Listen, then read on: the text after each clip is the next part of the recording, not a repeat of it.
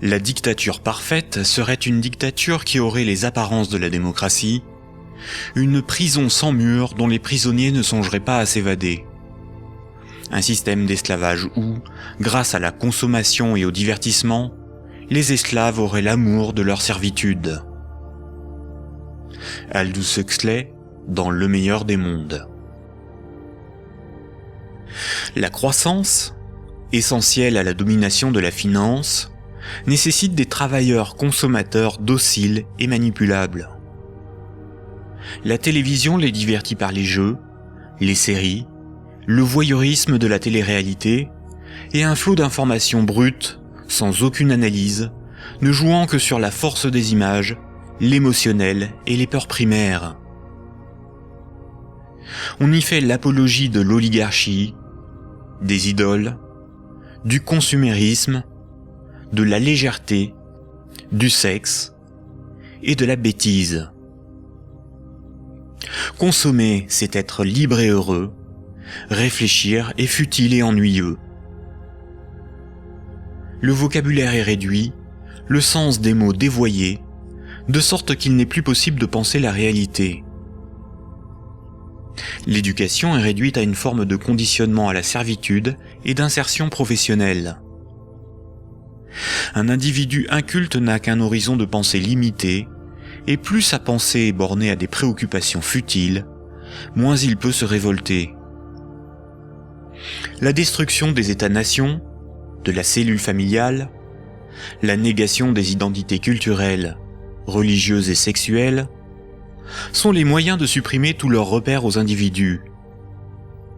Ils n'ont alors ni l'environnement social et institutionnel, ni les ressources mentales pour s'opposer à la domination mondiale des multinationales et de l'oligarchie financière, politique et capitalistique.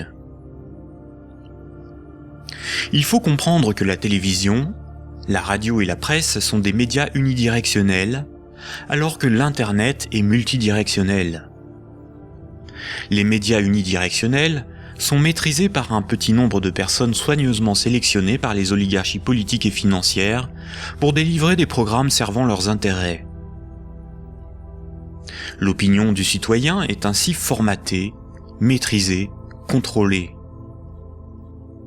À l'inverse, sur l'Internet, tous les intellectuels, philosophes et journalistes peuvent s'exprimer, partager leurs analyses, et le citoyen peut librement choisir ses sources d'information, partager ses opinions et en débattre. Pour maîtriser la liberté de l'Internet, l'oligarchie crée une fausse dissidence sous la forme de médias qui semblent subversifs, comme Mediapart, Rue 89, Le Canard enchaîné, le magazine Marianne, ou encore des organisations comme Wikileaks, dont la fonction est de canaliser les citoyens les plus critiques sur des sujets sans importance, d'organiser leur indignation, de monter les uns contre les autres, et de décrédibiliser les analyses réellement subversives. Et quand le prêt-à-penser perd trop de terrain, la liberté d'opinion et d'expression n'existe plus. L'Internet tout entier est diabolisé au nom de la démocratie, de la République, ou encore de la lutte contre un terrorisme fictif ou fabriqué. Les grands médias qualifient de racistes, de terroristes, de fascistes, de xénophobes, d'antisémites, de négationnistes, de conspirationnistes ceux qui analysent les faits, critiquent le système et tentent d'en exposer les fondements. Ces grossiers amalgames visent à empêcher le public d'écouter leurs discours, d'étudier leurs arguments et de débattre de leurs idées.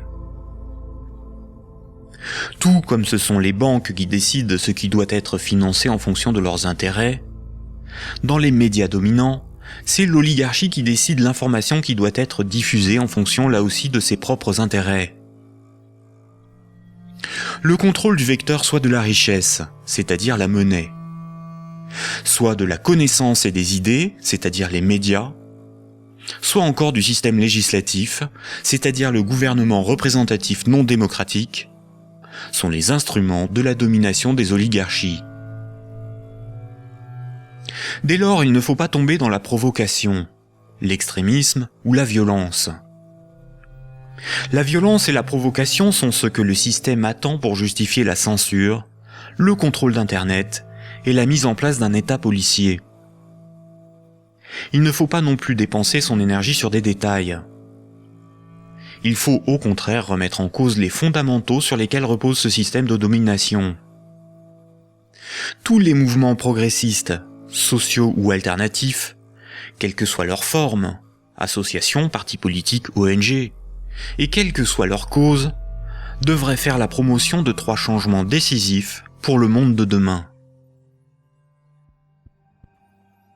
Premier point. Remettre la création monétaire au service de l'intérêt général.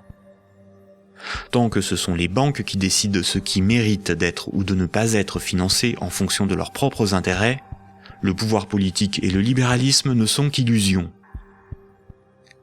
Les banques ne sont pas là pour faire du social ou de l'investissement. Elles sont là pour faire des profits en prenant le moins de risques possible. Deuxième point. La création monétaire par le crédit à intérêt et la destruction monétaire lors du remboursement des crédits forment un système pyramidal obligeant l'humanité à détruire la planète pour le seul profit de la finance. Nous devons mettre en place un système monétaire permettant d'adapter notre niveau de vie aux ressources de la planète et garantir ainsi un environnement viable aux générations futures. Troisième point, instaurer un système politique réellement démocratique. Seule une véritable démocratie permettra de garantir que les 2 premiers points sont durablement défendus. Contrairement à ce que les élites veulent nous faire croire, des peuples éclairés sont tout à fait à même d'établir une politique qui défend leurs propres intérêts et les intérêts des générations futures. Ces 3 points sont intimement liés. Sans une monnaie réellement publique, le lobby bancaire aura toujours la capacité de faire plier les gouvernements et changer les institutions. Un régime réellement démocratique, où c'est le peuple qui vote lui-même les lois, permet à la nation de s'opposer à toute privatisation de la monnaie et est la garante du maintien de la finance au service de l'intérêt général. Une création monétaire publique et l'instauration d'une véritable démocratie sont indissociables, car l'un est le garant de l'autre.